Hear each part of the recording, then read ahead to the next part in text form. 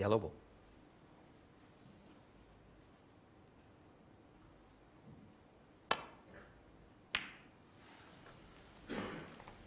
John Higgins 1.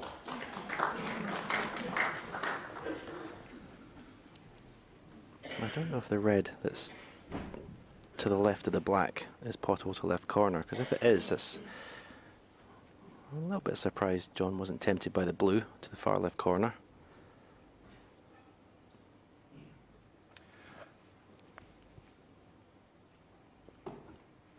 Yeah, the only reason I can think he didn't take the blue on, he missed a few, Stephen, at the end of the match, and maybe he wants to just play himself in again rather than just take a risky one. But yeah, I know you would have been certainly taking the blue on.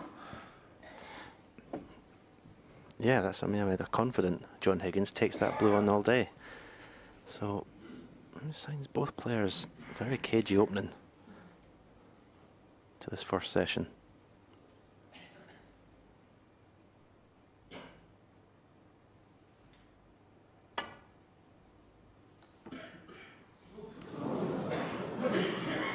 Foul.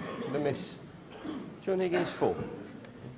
Barry's obviously just the red that's closest to the left middle. He's not meaning to hit the first two reds. He just wants to flick off that second one and take the cue ball back up to the bulk end. Yeah. Yeah, it's a very delicate little shot that he's trying here. Trying to hit. It's absolutely to perfection to do that, to just flick off one of those reds. Two cushions, there's 1, 2. Oh, great attempt. Foul. And the miss. Great attempt there. Yeah. He'd rather give 4 penalty points, or in this case 8 penalty points, as long as he gets the shot as he wants. He doesn't want to hit this red full ball, that's for sure. He's getting a warning now though.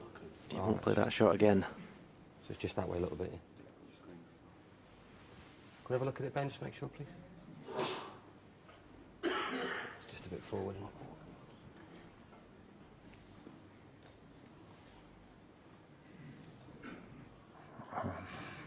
Just pointing where it was, back a bit, left a bit, right a bit. Like the golden shot many years ago, Bob Monkhouse. All right, yeah. Thanks. Did he get warned? Sorry, back. I'll have to warn you. Yeah. Yeah, here we go. And you're on time.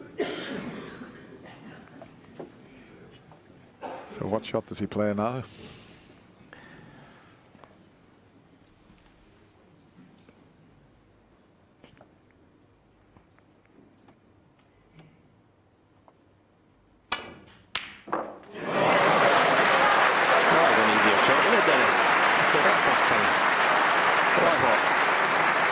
Shakes his head.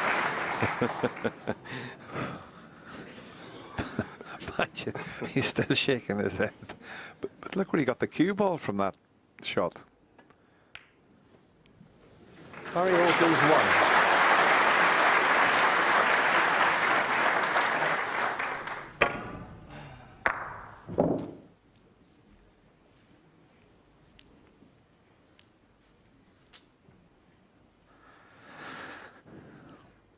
I'm sure he got the white back in the correct position.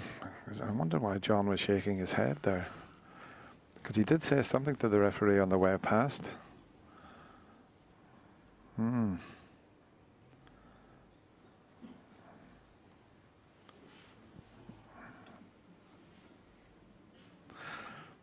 Let's have a look where it was originally. That's where it was originally. Now let's see where it is now.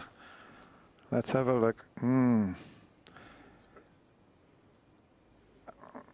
Let's have a look again. Yeah, well, it wasn't in the correct place, so maybe John was right.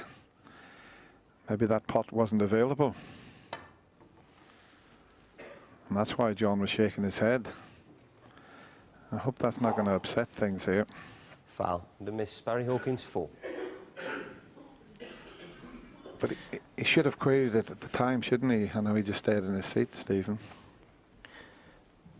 Yeah, and I think first we have to clarify Barry Hawkins did nothing wrong. It's not as if he tried to gain an advantage He would never dreamt to take that long red on in the beginning. He was forced into playing it because he had to make contact with a red. And that was a potentially controversial moment in that frame. Oh, yes, very controversial, Hazel. And John Higgins looks absolutely livid. And he may have a right to be. Now, we talk about fractions in this game, right? And, of course, putting the ball back is very important for the referee and also consulting the marker. Exactly. We saw the cue ball wasn't back in its original position. Now, from Barry Hawkins' first position, he's trying to clip a couple of reds, he misses, so he must hit a red this time. Now, I'm not saying Barry Hawkins was gaining any advantage from this. He may not have actually even looked at the red initially that he potted eventually. But what happened was the referee put the cue ball back here instead of back here. So if he's back here, he can't see that red. He certainly can't see the potting angle of the red. So what's happened? He's moved it over here a little bit. Barry Hawkins now is forced into taking on the red, which he may not have been on initially. And it proved to be very controversial because he was forced into taking it on. He potted it, the cue ball came down, and then, of course, he rolled up and put John Higgins in a really tough snooker. Advantage over to Barry Hawkins. John Higgins absolutely miffed. He has to get it out of his mind. It wasn't Barry Hawkins' fault completely. It was down to the referee and, of course, the marker. But fractions makes a big difference in this game. But it rumbles on, and quite a bit of reaction on social media. Many people, Steve, saying, well, surely John can't moan about the placement when you have to tell the referee that you agree where the placement should be. Now, we saw the first time that was the case. But as a player, would you get up every single time to recheck it? No, not when it's something as sort of unobvious, because I don't think the pot was a particularly obvious choice of shot in the first place. It was a last resort from Barry Hawkins.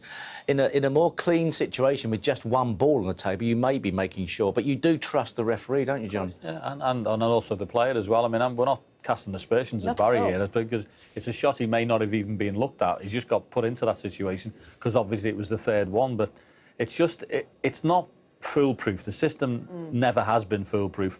I mean, a few years ago, they came out with a marker that had a little circle in it. You could put a dot in with a pen, and when you did that, it was in exactly the right spot. But do you want to carry the pen all the time and keep putting that on the thing? Yeah. Because it just makes it go on and on. Well, there is a marker who's helping to try and re-spot exactly where these things would go back to. But he too is working off a television screen. It's just a little television screen, and the idea is you superimpose one on the other. But yeah, you're looking at a distance from down the other ball end. It's not ideal. Any other method is laborious beyond belief. Well, funnily enough, actually, there's been quite a bit of reaction on social media. We've had Vincent Jenner, who says that lens and laser system would surely above the table enable proper ball replacement, and Trev as well saying laser pointer surely, and maybe it's something that should be looked at in future. Yeah, but it's more complicated than that. You don't know when the miss is going to happen, and so it has to be some type of computer system that's foolproof to the nth degree. Do you know what? There's a little bit of luck attached, you know, all of these things. I mean, it might not appear like luck, but actually Barry Hawkins then got that enormous kick, so perhaps fate played its part. So the redirection system, a work in progress. I think we can agree to disagree on that one. There.